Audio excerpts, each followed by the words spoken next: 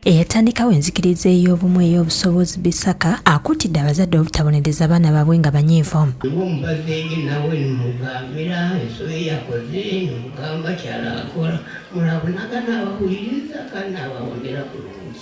Okwogera bino abadde ayogerako eri 10,000 y'abakkiriza e Kapyemi mu Kagaddi ewali ekitebe ky'enzikiriza eno.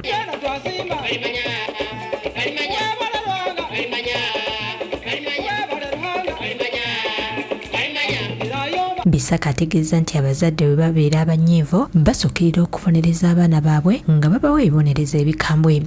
Omwana abiyiru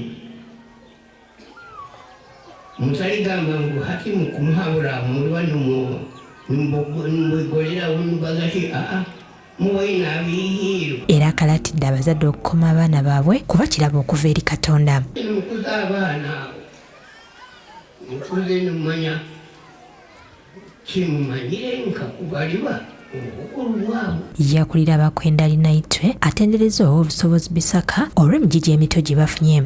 Akatandika kuzaaza abaana bazairwe bali baana abalungi abatalina ensalo amibiri. Ono mu kusooka asoose kukulemberamu ebikumi n'ebikumi by'abakkiriza ne batambula mu kabuga k'e Muhoro nga bw'asaba abazadde okwefumiitiriza ku ngeri gye boogeramu n'abaana baabwe.